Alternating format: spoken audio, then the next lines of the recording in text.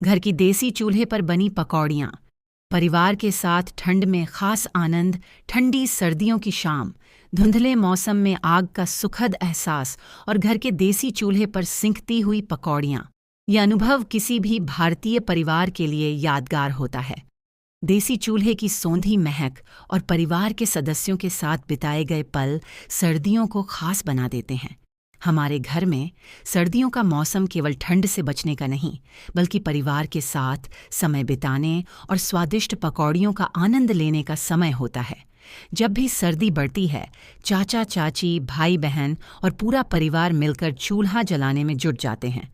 चूल्हे की लकड़ियों की आवाज़ और जलने की महक माहौल को और भी खास बना देती है।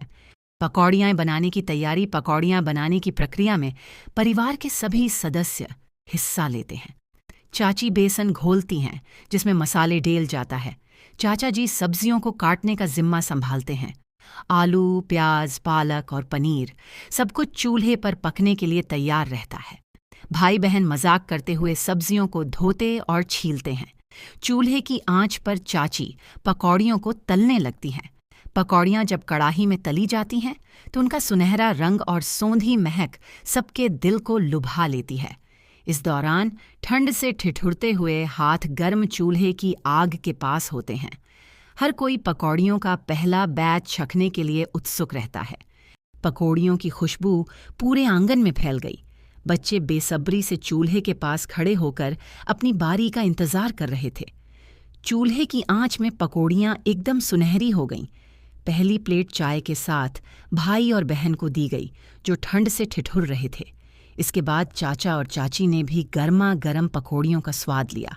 चूल्हे की लकड़ियों की चटकती आवाज़, पकौड़ियों की खुशबू और ठंडी हवा का आनंद एक अलग ही माहौल बना रहा था।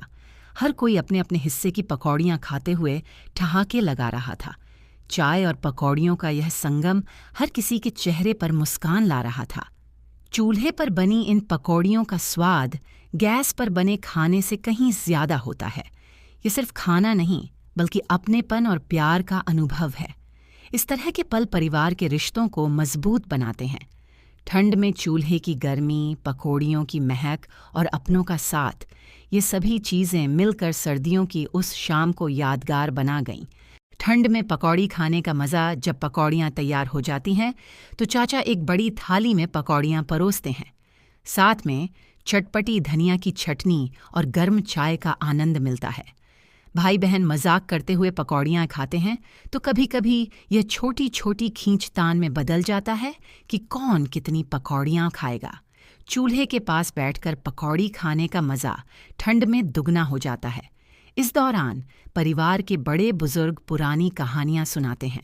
कभी गांव की यादें ताज़ा होती हैं तो कभी बचपन की शरारतों की बातें होती हैं।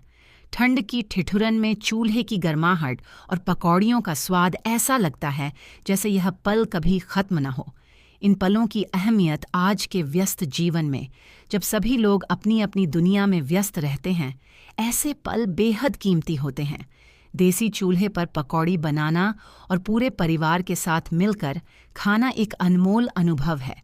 यह केवल स्वादिष्ट खाने का आनंद नहीं, बल्कि अपनों के साथ जुड़ने का माध्यम है।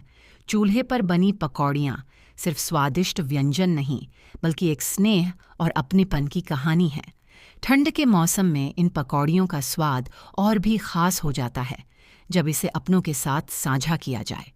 ये यादें हमेशा दिल में बसी रहती हैं और परिवार के साथ बिताए गए इन खास पलों को अमूल्य बना देती हैं।